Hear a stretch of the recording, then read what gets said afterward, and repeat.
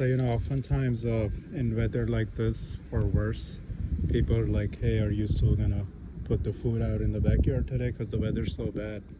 And I'm like, you need to put it out even more so. And I also put out, this is extra.